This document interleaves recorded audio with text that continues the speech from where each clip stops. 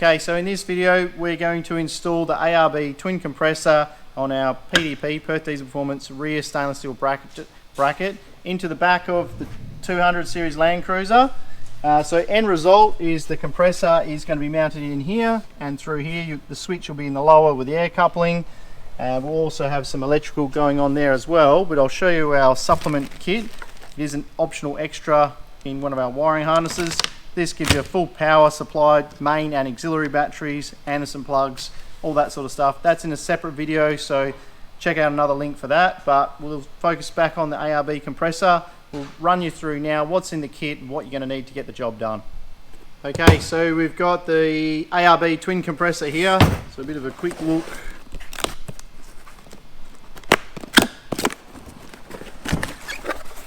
Compressor in there.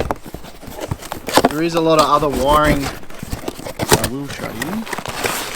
So you got all the air vents, switches, supplement wiring. We're going to use some of it, and some of it aren't suitable for this application. So we'll run through that when we come time to wiring it. So just put that aside. We will open up our mounting kit and hardware.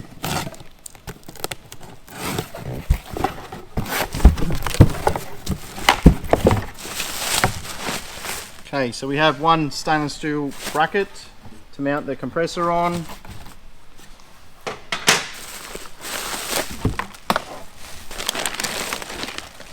Hardware, just get rid of the packaging. So we've got some fitting instructions there, and also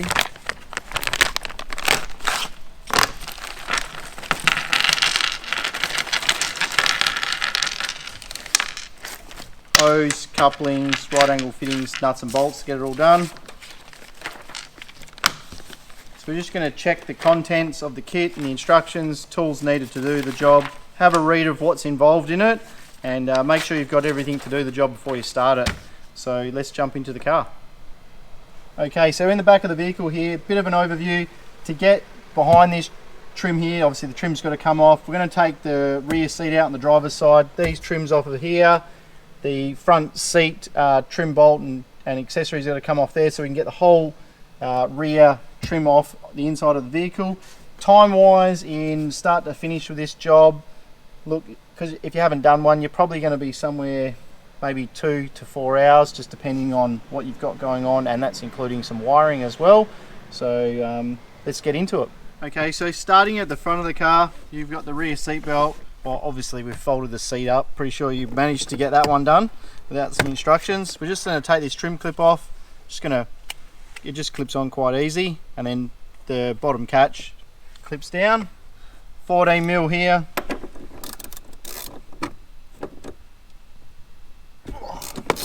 They're pretty tight, so I'm going to take that one off, and then we are going to continue down after we've undone this guy. We've got a trim to come off of here, and then also the trim on the rear. But then before we get carried away there, actually what I do have is one little trim clip under here. Just a little flat blade, we'll flick him up. There's a little 10mm little trim bolt in there. We'll undo that. This trim here will literally just pull up, and it will allow us to take this trim away from the vehicle. There's a series of little clips that all clip into the bodywork, literally going straight into the side here, so we're going to move it away that way. So literally trim clip out. This one here is just a coarse thread. It's going into a little plastic trim clip, as you can see there. So we're just going to put them in front of the seat, somewhere where they're not going to get knocked around. This trim, just going to start at the front, run our hands along it, and just lightly pull it up. You'll hear everything clicking off. There's a trim clip there, and then the rest of it just clip in as you go along. So we're just going to put that somewhere safe. Generally have the other side of the vehicle, it's not going to get in our way. And we will have a look at this trim we mentioned earlier here. Just going to get under this. I'm going to come away with this. There's a couple of clips here. There's a clip that goes in there. That's that one off. Okay, so this trim at the rear, I've already got it off. What I want to do is show you how it comes off. You can see there's a couple of locating clips here and here. They lock in here. At the top here this piece goes down and it secures it in, so you've got to come out and up with it. So, and obviously there's another trim clip just locating in here, so you sort of pull it out, squeeze together, and then lift it up, and away you go. And then you've got the 2 bolts here that mount the seat here, and then further over here, the front, there's another 14mm, so there's 4 bolts to hold the seat in, and obviously it's clipped to the sidewall. We'll release it from here. We're going to lift the seat out of the vehicle and continue on with our other works.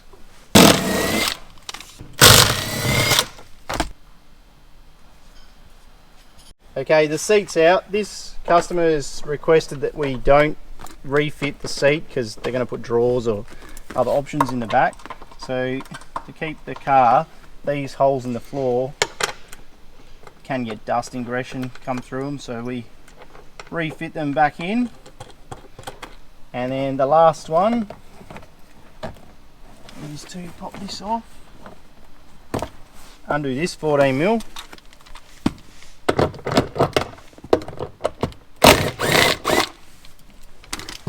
then what we need to do is come along here and just pop this trim clip up,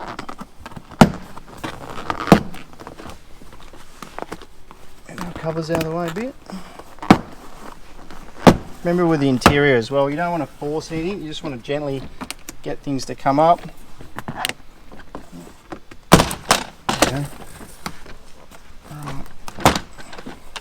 Okay, so I'll show you what we're popping off. There's all these clips along here, and then you've got 2 little lugs here, they clip over and at the back, so they're jammed over the factory trim, so it looks like you're using a little bit of force. You just, plastic will, I suppose you'd say better words of, flex a little bit. You just don't want to put stress marks in it or crack it. So now to get this trim off, we've got this one, it's going to push down on this guy here. Use a flat blade or a trim tool. He's going to come out. We're then going to get a little flat blade. If you see in here, there's 2 little slots. We're going to take that little trim out.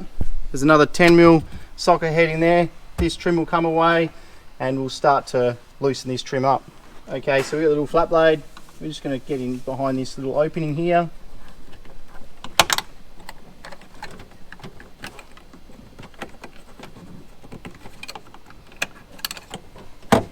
And once again, just a little clip clips in. This little 10mm socket head. Undo, long bolt comes out of there. We'll just put that in a safe place. Now we're just going to start at the bottom of this trim, and you'll hear it clip away. Further up. Around here again, this has got one of those clips that lock in behind it, so you just want to start loosening the trim up. Sometimes you can get a trim tool. When I was saying about that little clip, because it just clips on there, there's a little tang on here. You just don't want to break any of these trims. Then you're just going to keep going along, gently pull on it. Be caught on there as well. Once we got those trims off, okay, so we're just going to go along the trim. Just gently unclip it all.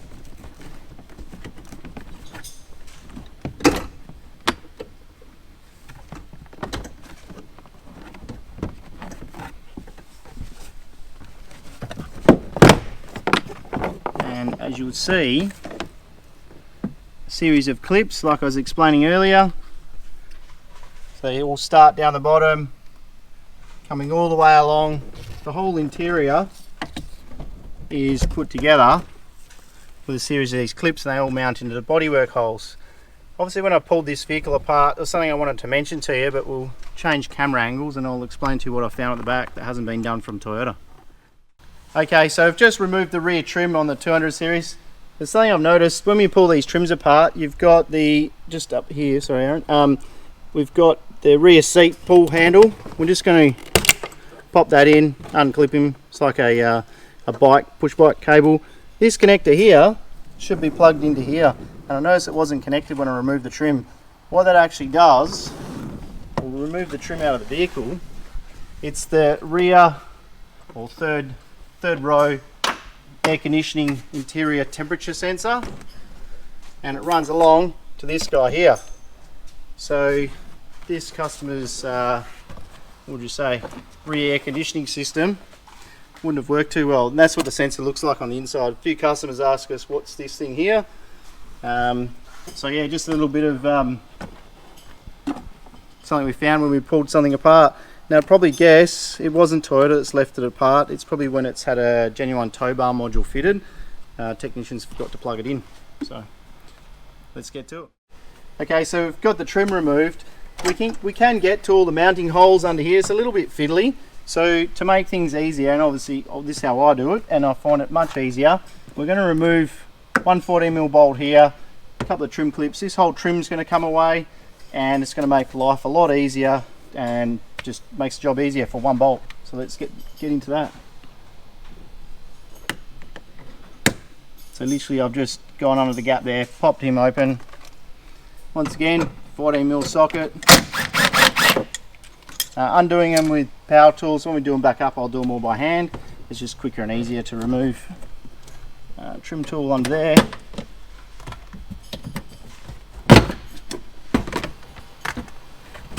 So we've just popped off the trim clips along the way, just gently removing the trim.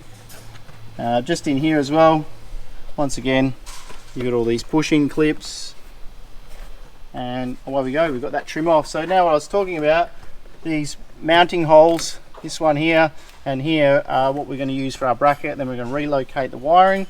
At this point as well, I just want to mention we do have another supplement bracket if you do desire to have an air tank in here. That's not something we normally use in our fit outs. Obviously we've got other accessories bolted in there, but we do have a bracket that can bolt there. We'll show it later on. Okay, so we've got the compressor out, we've got the bracket sitting here. Just going to show you the end result.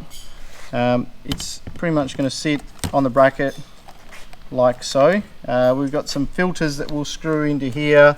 Now mounting the compressor to the bracket, I'm going to roll it over and mount it, but I'll show you what comes with the ARB compressor. It's got 8 nut certs already in the mount. So literally to mount it, I'm just going to roll it 180, and then to get the bracket orientation, same thing. And you'll see the holes line up perfectly, and away you go.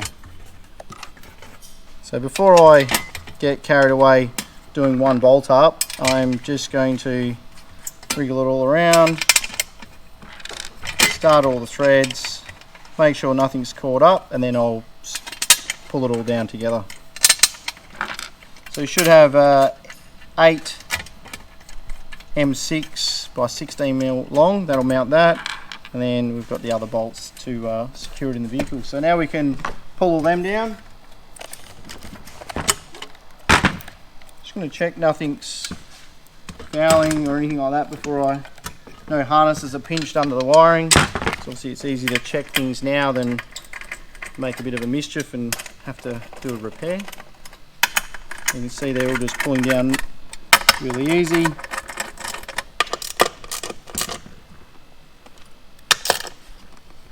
Once we've done this, we're going to flip it over, and then we are going to screw in our air filters, and we'll start. I'll prepare some of the wiring outside the vehicle. It's much easier.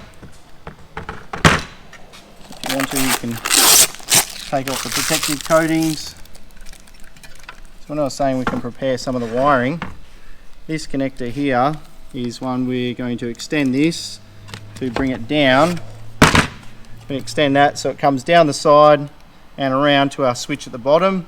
We're going to only use 2 of the wires out of this 3-pin connector because we put an external ignition feed in, and the reason for that is when you run the compressor we prefer you to have the engine running, and also if you leave the switch on, the fans don't keep running unless the ignition's left on. So we'll get those filters. Just going to take out these protective covers, storage covers that come in the compressor. Just thumb and forefinger, they're just plastic as well, so you don't need to do them up with any tools as such, just screw them in. Just thumb and forefinger, that's fine. As you can see there, they're just a plastic thread with a bronze gauze in there as an air filter. So So obviously being plastic, you want to be careful that you don't cross thread them. Just make sure the take up on the thread is nice. So revisiting our wiring. I'll open these bags up and I'll show you what's in them. There's a couple of ways of doing things here. So ARB,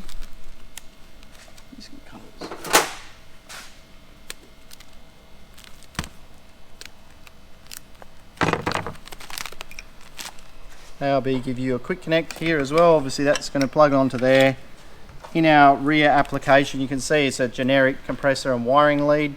We're going to shorten this up, and you'll see when we install it, it doesn't need to be this long.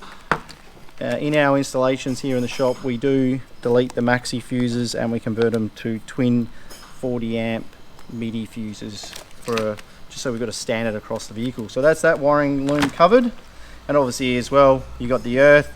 We'll join those two together and I'll show you the earth location that we use.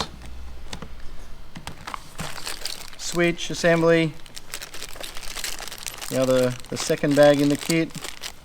Got the switch here, and there is some nuts and bolts. We don't use them either, we just use the switch for this application. We need 3 wires. Wiring loom, obviously ARB have got your wiring loom all sorted if you're running lockers and everything like that, but on our application in this vehicle we're not using that either, so we can put that aside. So now we're going to extend the purple and black wire, and we're going to make them, I don't know, I'll measure out and I'll give you a measurement, so bear with us, we'll get that done. So the other loom, supplementary loom that comes with the compressor, we will actually however take this little connector, it will save you more time, and we can gently connect that in there. We only need the purple and black wire. Then the rest of the loom we're just going to come back here and chop him off. The rest of this we won't use in this application, so we can put that aside. That's going to give us enough length to come around and plug into the back of our switch. So we're just going to untape this and we'll put some spade terminals on there, and we're ready to go for our switch. The only thing we're going to need is an ignition input. Okay, so we've just untaped the harness, we've trimmed up there as well. You're going to notice there's a splice in there and 3 black earths coming out of it. We're going to chop that out of it so there's no confusion which one to connect to and which one not to use. We'll just stagger those joints a little bit. Now that's all prepared nicely so you can see it, and all we need is an ignition input that I was talking about earlier. So now we'll prep this harness here like I mentioned.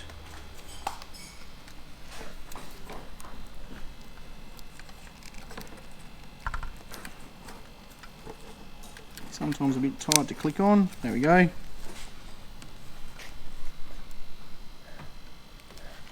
So roughly it's going to come to about there. We're just going to chop it a bit longer than we need to. Okay, so now we're going to start fitting off some of the AIRLINE fittings. So we're going to grab the 90-degree fitting here as well. You can have a closer look at that one. We're going to remove the storage bung there. We're going to put some pipe sealer. Now you can use thread tape, so be it. We're just going to put a bit of that around the thread, so make sure none of it goes inside of it. And so the end result, we're going to turn this around to around the 10 or 11 o'clock position. Just grab a shifter.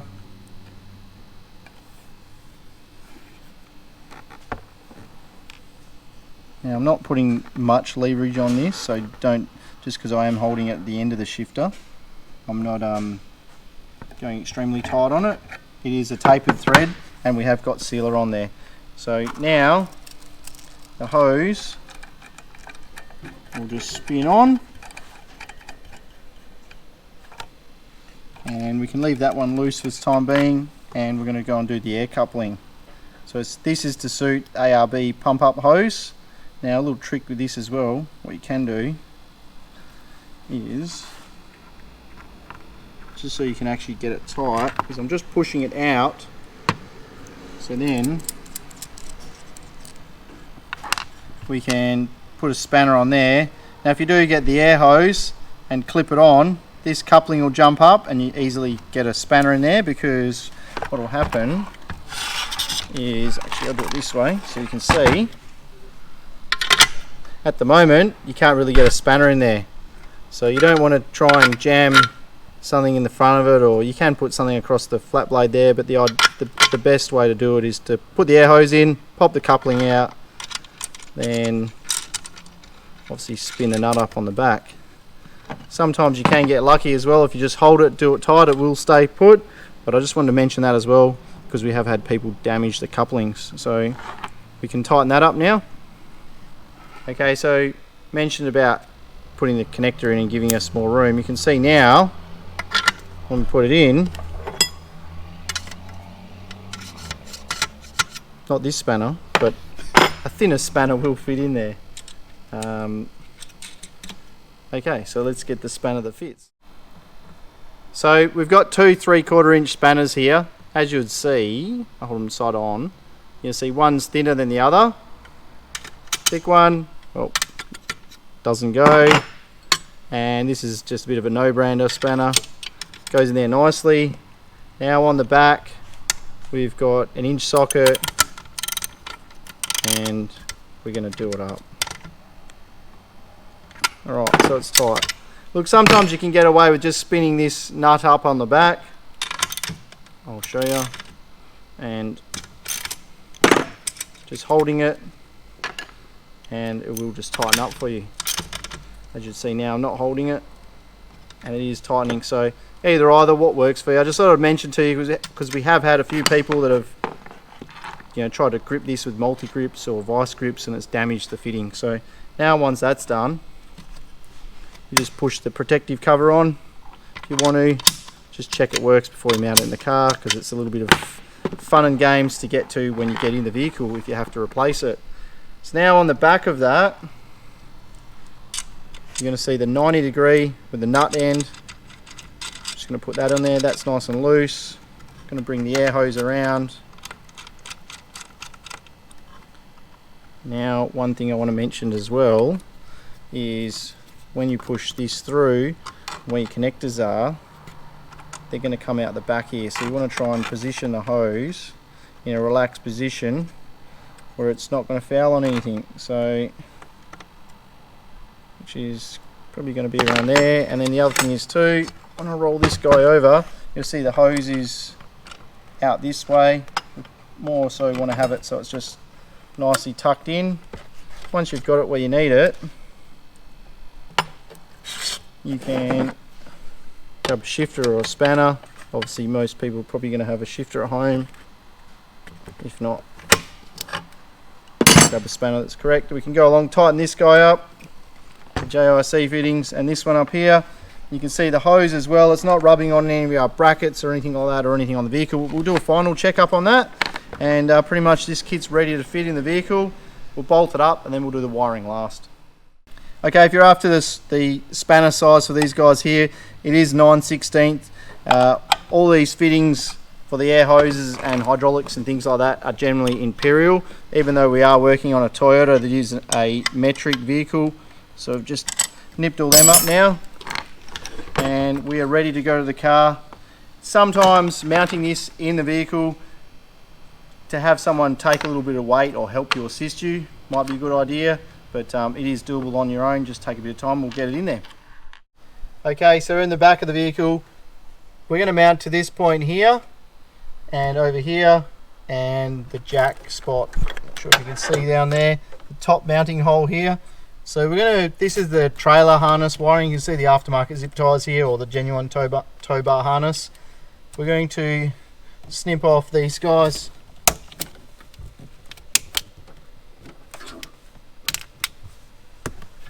And we're going to relocate a fair bit of things, a few things around to suit our accessory fitment. Just get them out of the way. We'll take off this 10mm. Now, down the 10mm, it's the top one on the jack mount. You need to remove this guy right here. going to take him off, put him aside, and just prepare these wiring connectors.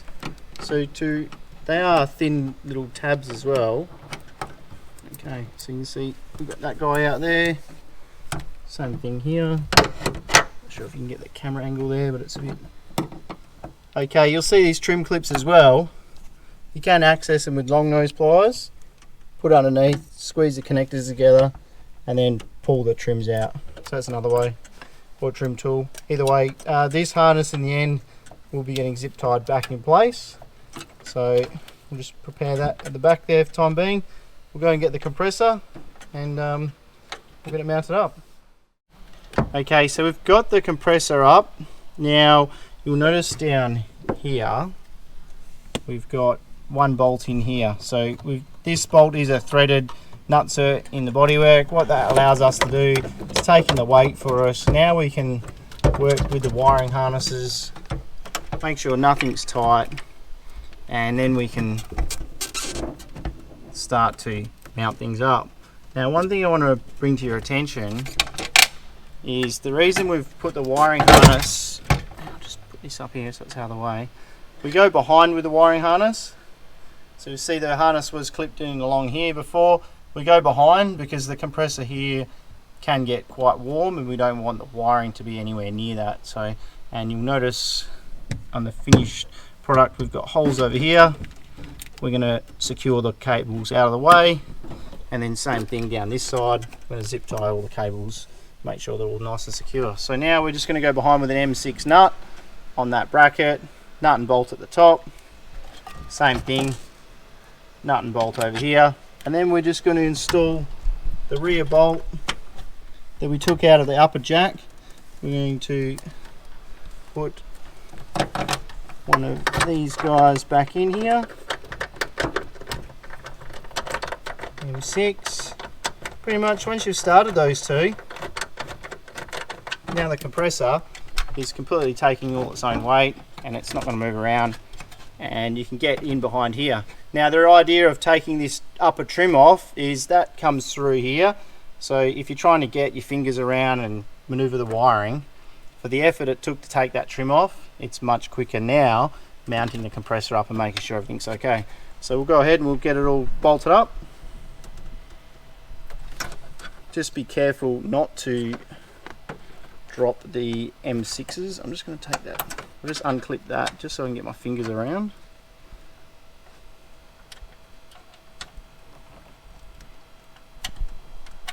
Spend a bit of time doing these because you don't want to drop the M6 nut down in the lower quarter panel. That's the hardest one, I will say. This one over here, pretty straightforward. You've got plenty of access around here. There we go.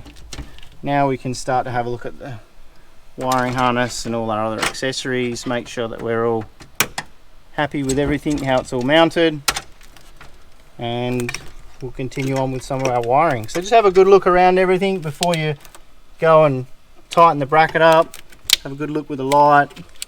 Make sure you're not going to mount and pinch any wiring looms up, and then go ahead and secure it all in place. So now we've done the compressor up, we're all happy days with everything. One comment I want to make, this rear skin here that you can see here is the outside of the vehicle, so you definitely don't want to be forcing anything or pushing anything like that. So just after we've done that, now you'll see there's holes over here like I mentioned, what I had mentioned earlier. We are just going to secure this wiring harness out of the way, and same thing with this air hose.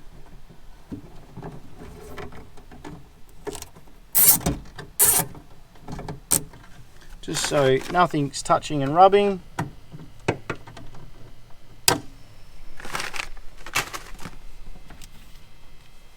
Alright, so now time to get into the wiring. One thing I'll notice as well, obviously our power supply that we mentioned earlier in the video, we are going to drill a hole in the car here and put a gland, a waterproof gland. We do not cut holes in these rubber grommets. We see too much dust ingression into the rear quarter panels. So yeah, we drill a hole here, it's clean and tight. You can service it, you can see it through the jack point. So we are going to drill a hole there like I mentioned multiple times. And our fuse holder is going to end up here. So then we'll connect into our power supply.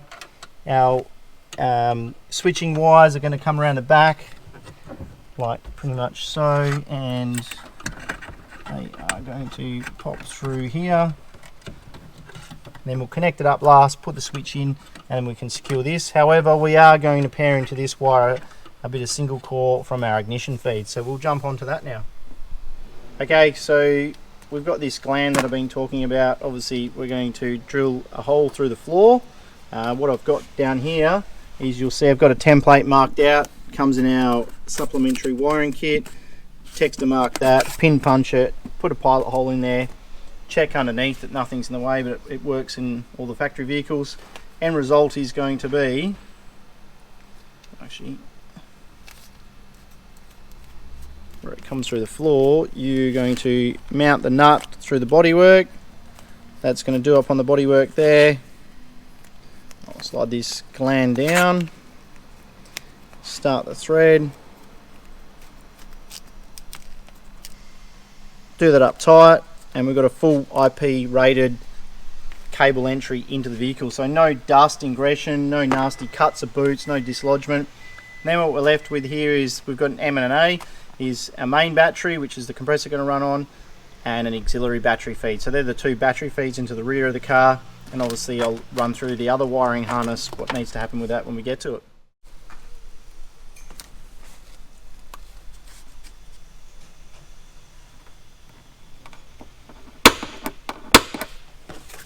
So now we've just got a small pilot drill. We're just going to drill a small hole.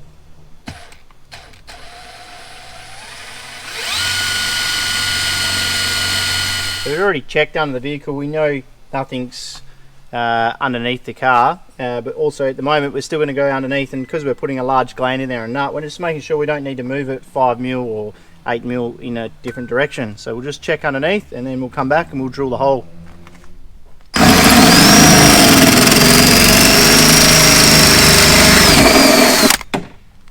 Okay, so we've just drilled the hole in here. It's a M25 gland we're using. It's a 25mm hole saw that I've used in there as well. We're just going to get the vacuum cleaner. You can see the swarf and what have you. We're going to deburr the hole and once again put our etch primer on there. We're just going to go underneath as well and take off a little bit of seam sealer around the edges, and if we need to, we'll put some Silastic around those edges as well if we need to, depending on how much seam sealer the person applied it from factory put there. So we'll get that fitted and we'll show you once it's installed.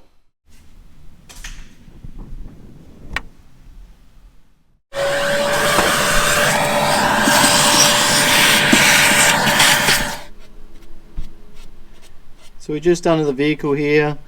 You can see I've removed a little bit of excess of the underbody seam sealer. We're just edge priming the hole. We're going to let that dry, and then we'll get the nut up there and we'll get the gland in place. So this is the view from directly under the vehicle. You can see there on the right of the screen the grommet that the factory wiring goes through. That's where most people are saying cut into, and it's very hard to reseal.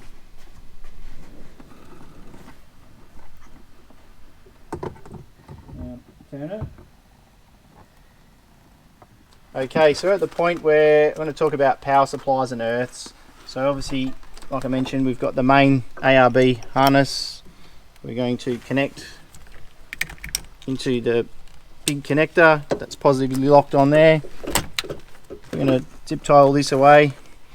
Now if you've got our supplement wiring kit, we'll continue on that in the video as well. However, if you haven't, you need to join these two cables together, run them up to your main battery. Obviously I'll say your main battery, the alternator charging. Keep these two 40 amp fuses. Obviously you can trim back this wiring, or you can just bundle it up like so. Ideally you want to have the fuses somewhere though that they are accessible. So obviously there is a pocket at the top, pocket at the bottom. You do need to be able to get to the jack. So put them somewhere if you need to change them. You can actually get to change the fuses. Now the earth side of things, join these two wires together here, and this earth is a factory earth point in the back of the vehicle. So you can crimp them off, solder it, and use that earth point, and away you go. Ignition feed, going to, like I mentioned before, tear that into the switch wire and get ignition feed from the other side of the vehicle.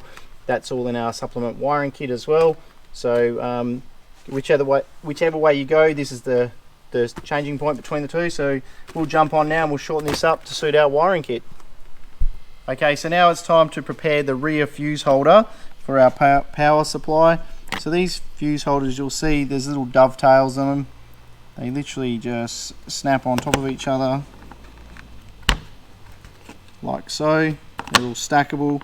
One thing when you put them together, make sure all the fuse covers, all the covers are going to flex off and come off one way, not put them on backwards, so to say. Alright, so they're all nice and flat, so we can get all our little M4s and washers and what have you out. Also, like I said, we're going to put twin 40 amp fuses in the end. We'll drop onto here, and we're going to put them the right way up so when you're in the vehicle you can read them. And we're just going to go along and mount all of these guys. So we do give you a nylock nut and a little threaded Phillips screw head to mount everything. So the ones with the serrated washer are for the Midi-Fuse holders, and the nylocks are for the mounting of the fuse holder to the stainless steel bracketry. So I'm just going to go along, start everything, and then I'll come back along with a little 8mm socket, 7mm sorry, and Phillips screwdriver, and tighten them up.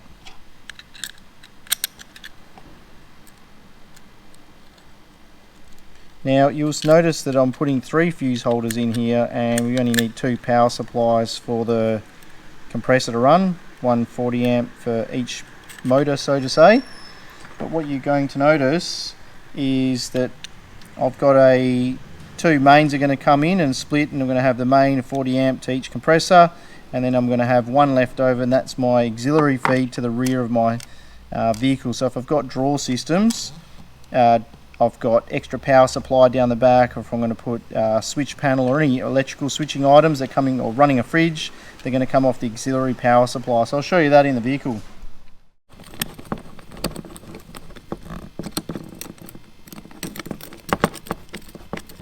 Okay, now these pan heads and little nylock nuts and bolts, you can put them around the other way. However, this is the mounting surface here for the positive lead to come in or out of the fuse block. If you turn them around the other way, they're going to sit prouder, or if you happen to put longer bolts through, potentially could rub on a positive battery feed. So this is why I've kept the shallower side I can on the fuse holder. So just a little bit of a tech tip there.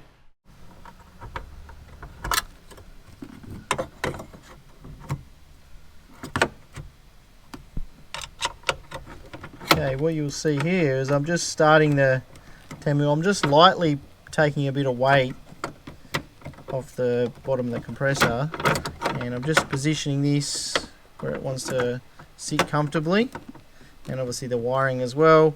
The factory trim clip comes over the top here as well, so we are dealing with a reasonably tight space, so I just want to make note of everything, how it's going together. Normally I'll do this up so this fuse panel can move a little bit, and then last of all, once I know all the trims are back on, I come in here with a 10mm and I'll just nip this last bit up. That way it gives me a fine little bit of adjustment if I need to move anything. So we'll go ahead and we'll get this a bit tighter now. Okay, so last step I mentioned about wiring. One thing I want to say, you will need to fuse the power supply from the front of the vehicle to the rear of the vehicle, still leaving the 40 amp MIDI fuses, or maxi fuses in this case if you're using the ARB wiring. In this point, if you have chosen to upgrade to our PDP rear wiring harness, all that's covered for you. Okay, so I just want to make special note when I was a special note about the wiring. When I was talking about the rear fuses, twin 40 amps, if you're keeping the ARB wiring, you're going to keep the maxi fuses down the rear. From the front of the car, you're going to minimum need is an 80 amp power supply with it fused at the front of the vehicle feeding to the back. However, if you've chosen our full vehicle wiring solution that we're going to jump into in another video, and that's where we can continue on from this video, we have all that power supply and fusing carried out in the appropriate cable size. So thanks for choosing our ARB compressor tray mount in the back of your 200 series, and finish off all your wiring, and I'll see you out on the tracks and trails.